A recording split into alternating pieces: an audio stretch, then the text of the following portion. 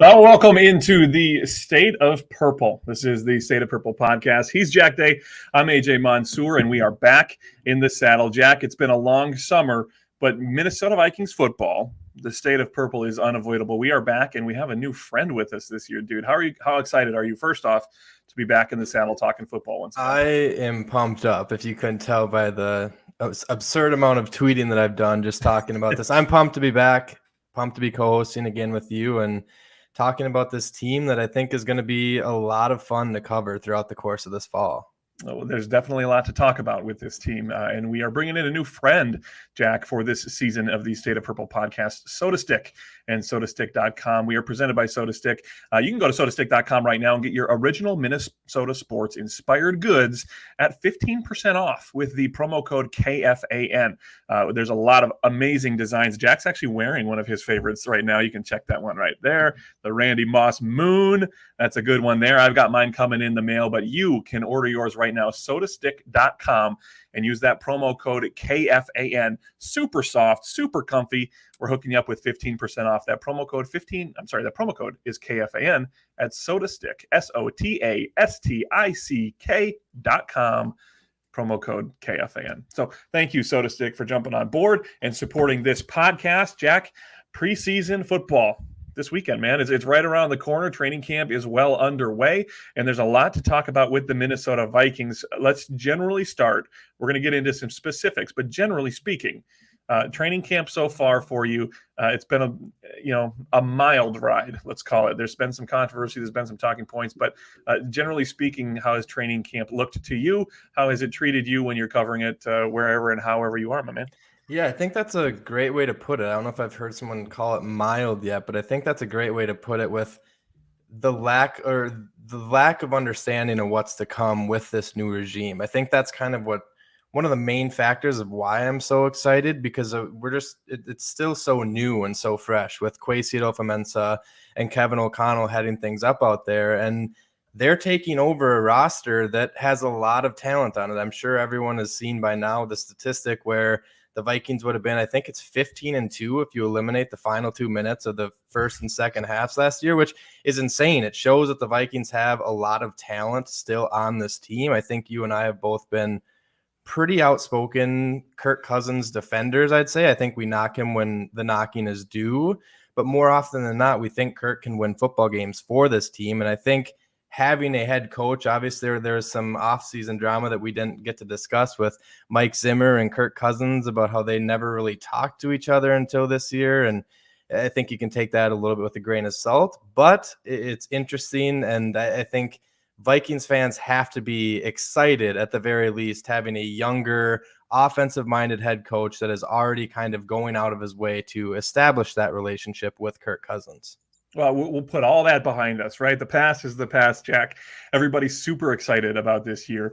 You mentioned a couple things that you just have to note, right? I mean, this is a team that had a disappointing but not terrible season last year. Had this been at a different point in the tenure of Mike Zimmer as head coach for the Minnesota Vikings and Rick Spielman as general manager, they probably wouldn't have lost their jobs. But because it had been so long, because they were 8 years in and 12 years in to their runs with this team, it just was time for a change. It needed a breath of fresh air. But what that means for the Minnesota Vikings of 2022 is that the roster's not depleted. This is not the New York Giants, who are completely revamping and have young players. We have established players. There are young players. There's a quarterback. You don't have to worry about figuring that situation out. So there's a lot of pieces here. And you bring in the excitement of a younger general manager who has a different approach, and maybe even more so now that we're into training camp and past the draft, the younger coach who brings in that Sean McVay attitude, that excitement. And you hear the players, we heard it all offseason, whether it be mini camps or OTAs. Adam Thielen said it, Kirk Cousins said it, Justin Jefferson said it, Dalvin Cook said it. You're going to notice that this is a more exciting offense. This is a more exciting team. The players are excited about it, so the fan base should be excited about it. Now, what I will say is that excitement hasn't exactly rolled over into training camp. Now, is that, Jack, just they're not unveiling everything? Obviously, training camp is open to the public. We saw the message about not videotaping it and sharing it with the opposition. They're not pulling out all the stops. So some of those things that the players might have been referencing as far as being excited, we're probably not seeing as they slowly ramp up their training camp, right? Yeah, and I think another thing was this came to my head when you were talking. I wanted to get it out before I jump into that. There's not any drama with what comes with what you're Right. saying is there's really no drama circulating around this team. And I mean, there's big shots saying the Vikings are going to win 13 to 14 games, which it's kind of mind blowing that's, I mean, it's a big story here locally, but the Vikings just don't traditionally get that coverage unless there's truth to all rumors and Stephon Diggs is starting stuff. But instead, it kind of feels like the Vikings have finally, knock on wood, taken the back seat with the drama. You just saw the news that came out yesterday, the Roquan Smith stuff in Chicago. Right. That would be atrocious. It would be a train wreck for both Kwesi Adolfo-Mensah and Kevin O'Connell. That'd be similar to a guy like Eric Kendricks or someone even a little bit younger than Eric Kendricks. God forbid you say Justin Jefferson. I know it's a different side of the ball, but Roquan Smith is an absolute superstar for the Bears defense. And the fact that the Vikings are kind of coasting through training camp, I think it's a good thing personally. Well, I mean, find a little piece of wood and knock on it right now, Jack. You know, we don't want to jinx it. We have been there. We've done that. We have had controversy with this team in the past, off the field situations. But right now, you're right. We haven't really dealt with much of that. As we transition here into our first talking point, Jack, we will talk about maybe the one disappointing thing that we've seen so far is an injury to Irv Smith Jr. It sounds like it's a ligament situation in his thumb. He did have surgery. He is coming off a season that he missed the entire year. High hopes and not a whole lot of depth behind him. There are a handful of players that have limited experience. I think there's just a handful of games that they've even appeared in with those backups. Irv Smith, high expectations for this offense, high expectations for him as a pass catcher. Kyle Rudolph was available, no longer available. It sounds like Irv will be ready for the regular season, but at what point do we get concerned that he's just not on the field long enough to get into the swing of things? He might be there for week one, but he's not going to be there to ramp up and get ready as everybody else gets ready. Yeah, I think it's a slightly bigger concern for a guy like that too, because of the years he's had in the years past where he hasn't gotten the football reps. And you hear football guys talking all the time about how important these repetitions are. And Irv Smith Jr., I've been calling for a breakout the last 2 seasons. I still think that's very possible in like a high flying offense that we're going to see this year, but it's concerning. And the depth behind him is also concerning because there are some players still out there. I think Eric Ebron is a name that's kind of been floated around in the Vikings Twitterverse, but it's been crickets in terms of bringing in free agents. It seems like they're a little bit more comfortable. I know there's been a lot of positivity around second-year tight end Zach Davidson. I think he's 6'7", and Kirk Cousins poked a little bit of fun at him. They have like a 21-mile-an-hour club or something out there where he had just ran. He got clocked in at like 20.98 miles an hour. So a man running 6 foot, or a man that's 6'7" running that fast, I think it's exciting, but we've just kind of been expecting that position to be exciting for the last couple seasons. And it's quite frankly, it's been the opposite of that. I think we saw Tyler Conklin kind of rise to the occasion, but the Chris Herndon trade last year was kind of a disaster. We haven't been able to see the shiny toy that's kind of been parked in the garage now for the last couple seasons with Irv Smith Jr. But I will say this, if he is healthy, I think he's going to be a huge piece of this offense. And I think this will finally be that breakout season for him. But that is a big, big if, because we've seen in the last couple seasons that it hasn't worked out that way. It's a big if, and again, the questions behind him, we might get some answers, I guess. We're going to see a lot of Johnny Munt and Ben Ellefson and Zach Davidson leading into these preseason games because Irv won't be out there. So maybe that will calm some of our fears, just not knowing exactly what there is behind him. But at the end of the day, like the plan is to have Irv Smith out there, have him be that dynamic pass-catching tight end that can add to this offense. And on paper, that the tight end is a part of this offense. It isn't quite as important as we were at least told that the last offenses were here in Minnesota. You look at some of the tight ends that the Rams had with Higbee and Munt. I mean, they didn't do a whole lot, but they were a part of it. Maybe more so in the run game than in the passing game. So getting your starting player out there, Irv Smith, that unofficial depth chart was released today or yesterday, leading into that first preseason game. He's still number one on the depth chart. There was no questions there, clearly, but he is injured and might not be out there for the first couple, for sure won't be out there for the first couple preseason games. I will say, too, I think it's a little bit less worrisome than what it would have been in the Mike Zimmer tenure, because they were running a lot more 12 and 13 personnel where they had those guys out there. I think the Vikings this year, it's kind of been thrown out there. I think it's been confirmed as well throughout practices, but we're going to see a lot more of KJ Osborne, a lot more wide receiver three wide receiver sets, excuse me. And I think that's another thing that could kind of pump the brakes on the worrisome about the tight end position. But like I said, at the end of the day, we need someone there. I mean, having that spark in Irv Smith Jr. healthy would do wonders for this offense. We think. We haven't seen it, so we think. But let's continue down that path, Jack, as we talk about the unofficial depth chart. You mentioned KJ Osborne. He is listed as one of the backup, the 3 and 4 wide receivers with BC Johnson in there as well. Amir Smith-Marset, Justin Jefferson, Justin Jefferson, Adam Thielen. And then it goes KJ Osborne, probably into Amir Smith-Marset and BC Johnson there. How do you feel about the wide receiver situation? Is it too top-loaded, and are we going to have one of those young guys step up? I actually wrote this down prior to the show when we were talking about concerns and things that excite us. And I, for the first time in what feels like 4 or 5 years, probably since the Jarius Wright era, I feel very confident about the state of that wide receiver group, which is weird to say. I think it's fair to say that it is top heavy with Justin Jefferson and Adam Thielen slightly.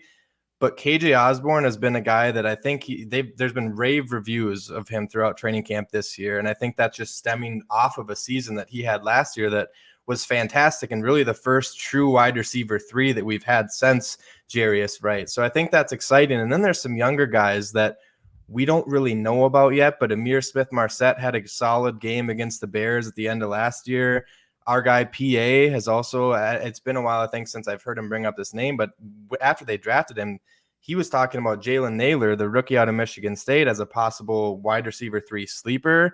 And then on top of that, you throw in BC Johnson, who I've said BC Johnson might not be a great wide receiver 3, but having BC Johnson on your team as a wide receiver 5 or a wide receiver 6, that is a pretty good way to round out that core of your wide receiver room. So I'm excited about that position. I think there certainly are some areas of concern on this team, but I don't think that wide receiver is an area of concern at all. And I think it's actually one of the bigger areas of optimism for this team heading into the 2022 season.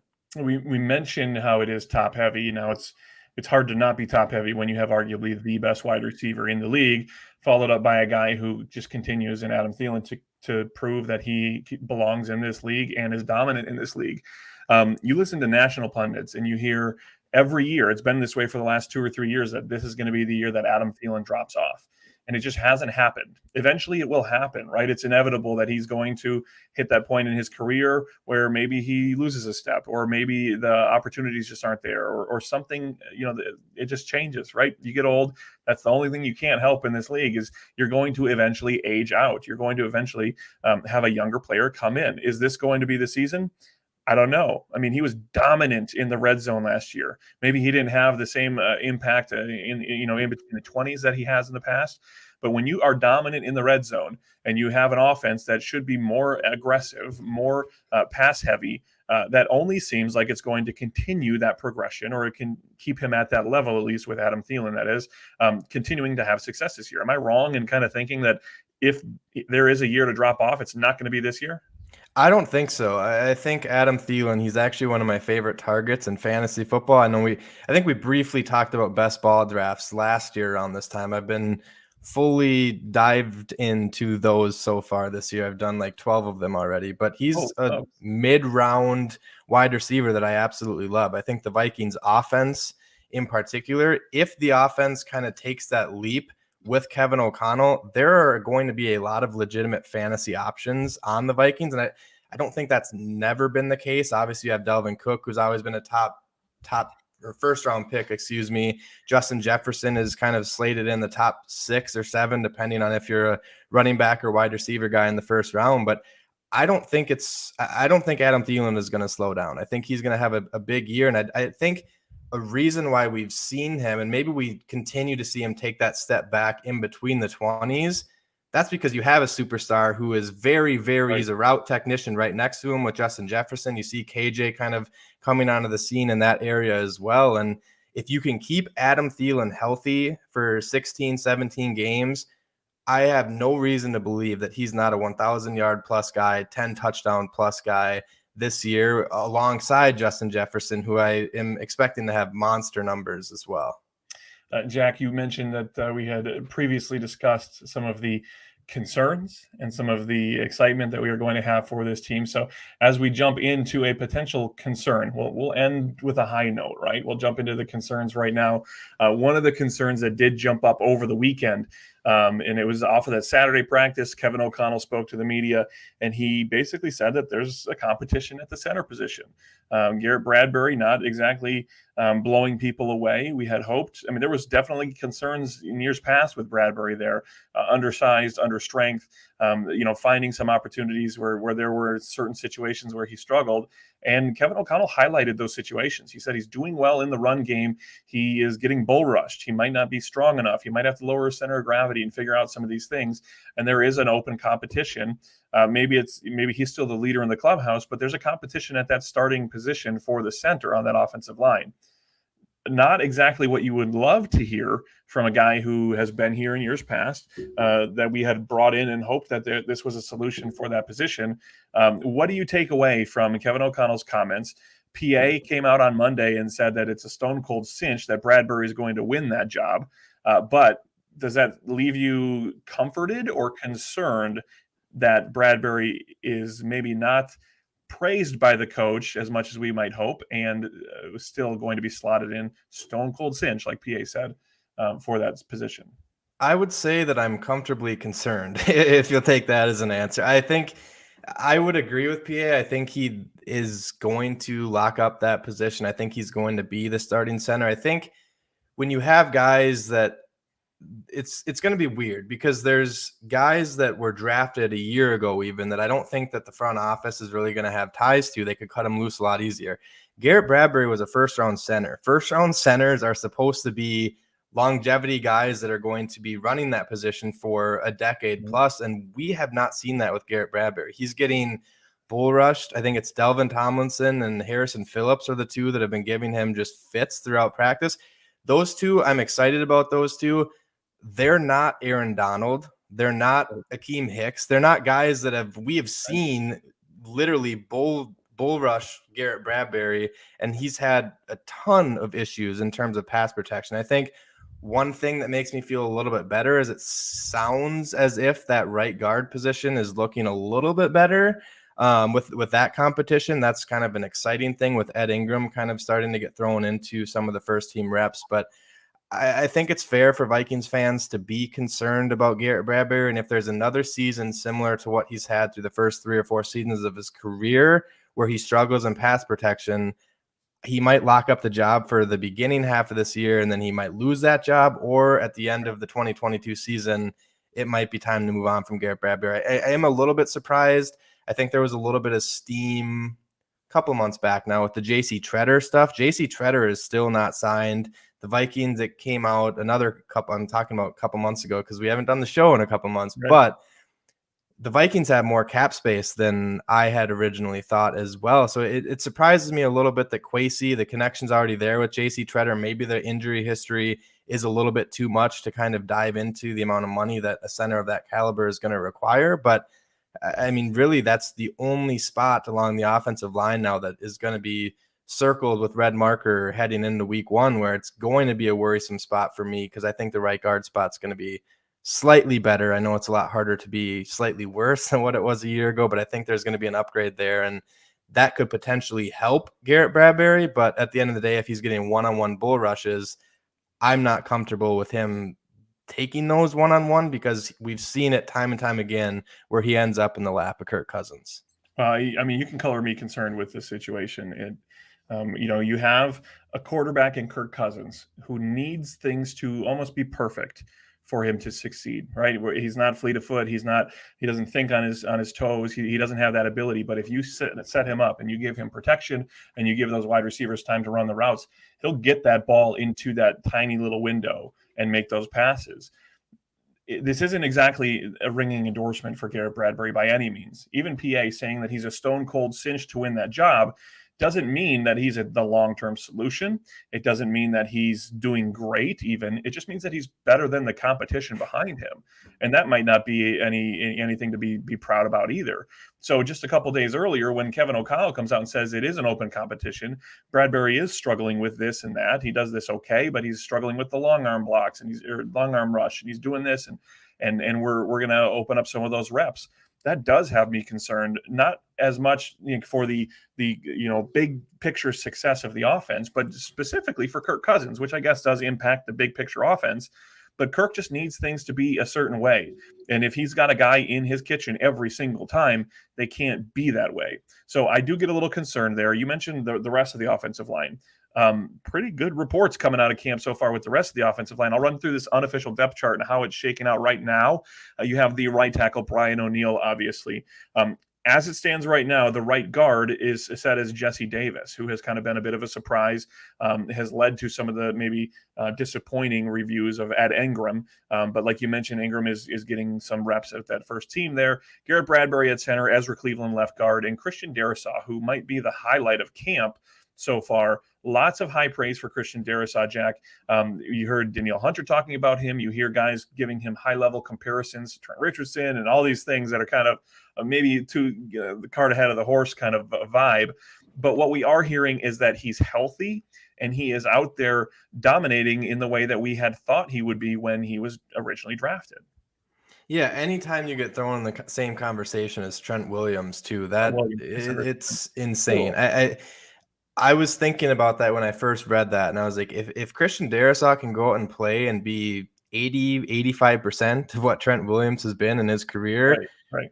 We have a sure thing at left tackle for the first time. And I don't want to say my lifetime, but it's been quite some time. I mean, Riley Reif was okay for a few years there, but the fact that they drafted him, and last year, kind of the same time last year, he was injured, so we didn't know what we had in Christian Darrisaw. This year, it's rave reviews. I want to say, I don't know if it was Lieber, someone was talking about it, and he was swallowing up both Danielle Hunter and Zadarius Smith.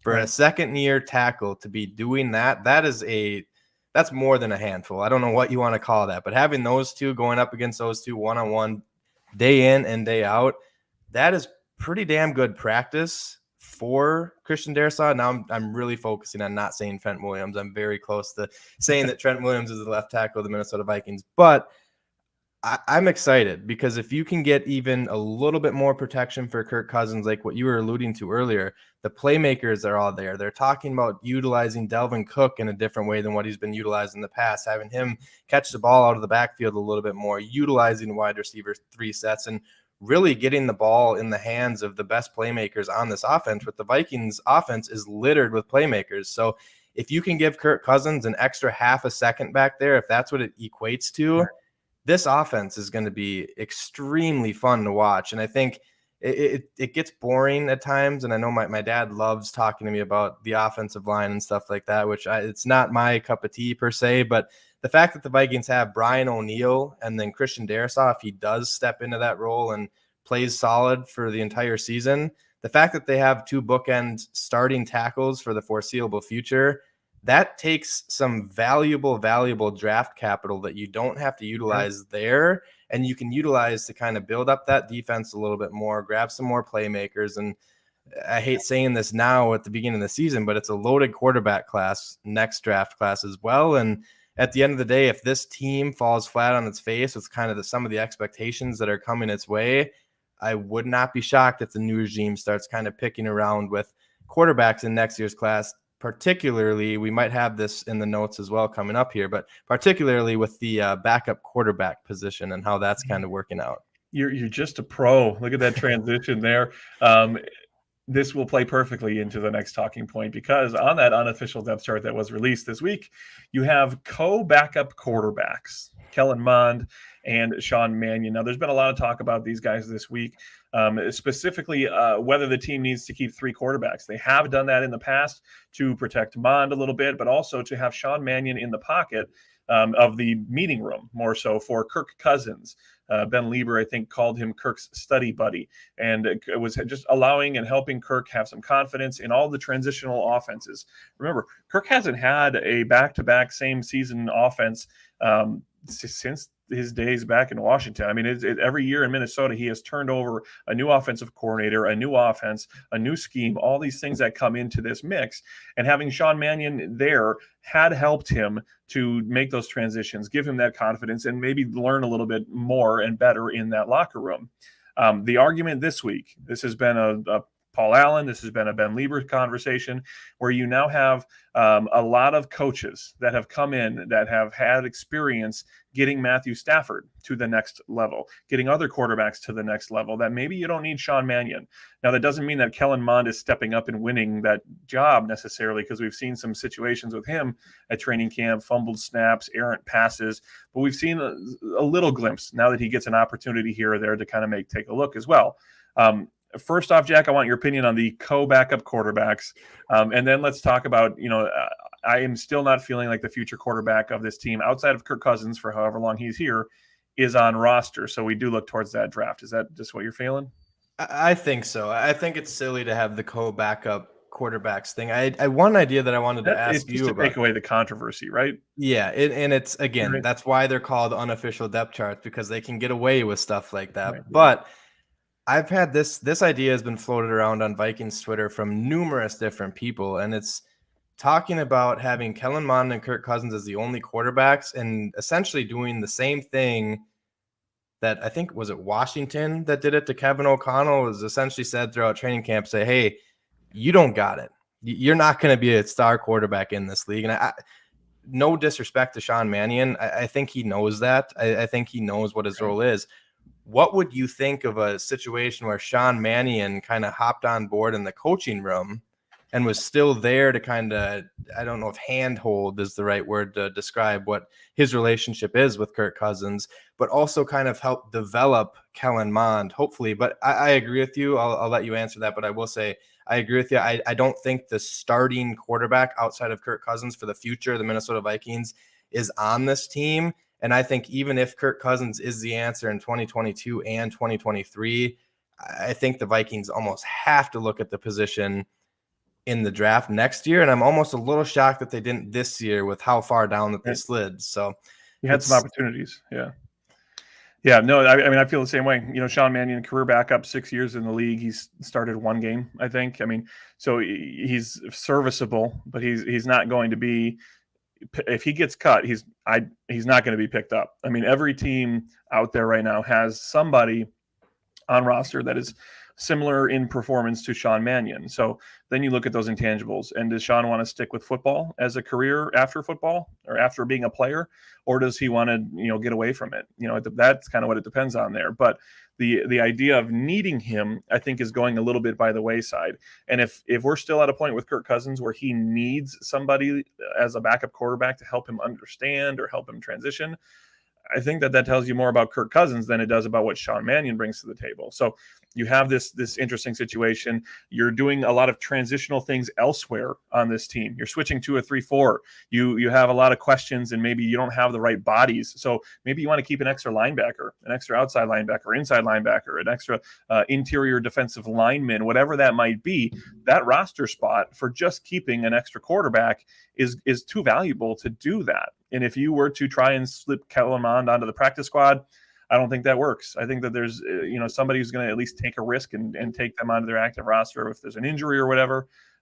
It's an interesting situation and a talking point that I think we've had for too long. That we need to make some hay. And this coaching staff, again, there's still a lot that we don't know what this coaching staff they're going to do. We don't know what their MO is because we've never seen it. So when we talk about keeping a third quarterback and keeping Sean Mannion around for Kirk Cousins, that's a Mike Zimmer era mentality, right? That very much may not be a Kwesi Adofo-Mensah and Kevin O'Connell mentality. So there is that. There's a lot of situations there, and we'll see a little bit of it this weekend as they face the Las Vegas Raiders, Jack. We think. I mean, we'll for sure see Mond. We know that. What we don't know is what sort of mentality Kevin O'Connell's bringing from LA to Minnesota when it comes to starting the starters in these games. Sean McVay does not start his starters. None of those high-level Jalen Ramseys, Aaron Donalds, Matthew Staffords, none of the wide receivers, Cooper Kupp. No, those guys won't play at all in the preseason, at all. They just don't do that. Now, is Kevin O'Connell going to bring some of that with him, or will we see those guys here? That's what we're going to see. Do you think we need to see those guys? That's the question I'll ask you, Jack. Justin Jefferson, Kirk Cousins, Adam Thielen, Dalvin Cook, Danielle Hunter, Zadarius Smith, Kendricks, those high-level guys. Do you think we need to see them in the preseason? Do you think they need to be out there to get those reps, or is that overblown as well? I think it's slightly overblown. I think you're kind of seeing the way that the league is heading now. They're already down to 3 preseason games to add another game that is a meaningful game. So I think O'Connell is going to kind of follow suit. I don't expect to see any of the starters, especially against the Raiders. Maybe when they actually, I think Sauce was talking about this on the power trip this morning, that Lieber had alluded to maybe seeing them in a home game for a series or something. But I do think that this Vikings team, I'm starting to like some of the depth that they've brought in through the draft and through free agency. But this team is still extremely health dependent. If a couple guys get hurt, this is a losing record team, in my opinion. I know Kirk Cousins has been sustainable for his entire career. I'm not extremely worried about Kirk if he were to go out there for a series, but the Vikings have a lot of guys on this roster that do worry me. Like Adam Thielen has battled with injuries the last couple seasons. Zadarius Smith and Danielle Hunter, who, in my opinion, are going to be the 2 biggest pieces to that defense this year. Right. If one of them kind of stumbles into an injury that lingers, I mean, we've seen that story before. They're coming off injuries. Yes, and not saying that they've got injured in the preseason before, but they're coming off, like you just said, they're coming off of injuries. Danielle now, I think it's safe to say that Danielle Hunter is slightly more injury prone. I think injury prone, talking a little too fast. Zadarius, I was actually talking to a Packers friend of mine, and I was like, yeah, I just hope they both can stay healthy. And he's like, I don't know why everyone is kind of portraying him as this guy that's always injured. He was hurt last year. It was kind of a weird, I think it was a back injury, if I'm not mistaken. And so it's a weirder, different injury. The back stuff is always a little bit more concerning. But outside of that, he's been a pretty healthy player throughout his tenure. And I think having those 2 chess pieces for Ed Donatel is going to be the key to his defense this year. And if either one of them, I mean, we've seen that story before in 2020 and 2021 when was it 2020 when Ngakoue still led the team at the end of the year with 5 sacks after only playing through 5 games? Not having the depth there are some young pieces along that or in that outside linebacker group that I'm excited for, but they're not going to be ready to step in on day one and fill a void left by 2 top 15 now. I don't know if you can necessarily say both of them are top 10, but I will say that they're both top 15 when they're healthy, and I think we could see a lot more sacks than we've seen in years past if both of those guys stay healthy. Right. And there's a lot of time between here and September 11th, that first game, home game against the Packers. There's a lot of time and a lot of things that are going to happen between now and then, Jax. But it's fun, and it's back. And this weekend, the first preseason game. So it's good to be back with the State of Purple podcast. We'll be back every week. Again, thanks to our friends at Soda Stick. You can head over to sodastick.com right now.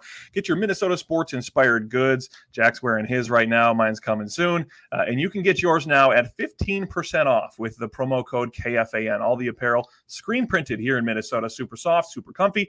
Shirts, hoodies, you're going to love it. That promo code, again, 15% off with the promo code KFAN at sodastick.com. Thank you, Soda Stick, for believing in this podcast and getting us back up and running and supporting us as we go on. So I was going to say super soft, super comfy, right. And how do you not want to walk around Minnesota or walk across the border in Wisconsin?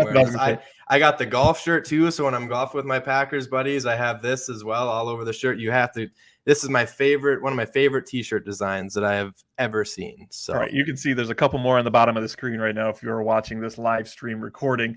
John Randall one is sweet, Bud Grant always, and then there's a couple other Randy Moss ones as well as other Minnesota sports too. So we just got the Vikings ones featured down there. So we'll be back next week again with another episode of the State of Purple podcast. We'll have a preseason game to talk about. We'll have more training camp practices to talk about. I know, Jack, are you going to get out there on Friday for training camp? I am. Yep, I'm going out there. Cool. Yep. So we'll have some hands-on, first eye witness stuff from training camp as well. Lots to talk about. But again, good to be back. Good to have some of our friends back in the chat. What up, Daniel? Daniel File in the house. What up, brother? What up? Good to hear from him down in Nashville way. Vikings fan through and through. So thanks, everybody. You can always listen to old episodes and future episodes of the State of Purple podcast on the iHeartRadio app. Go on there right now, search it out. You can subscribe, and these podcasts will be sent straight to your inbox, iHeartRadio app, or wherever you get your favorite podcasts. For Jack Day, for myself, AJ Mansour, and for SodaStick.com, this is the State of Purple podcast. We'll see you next week.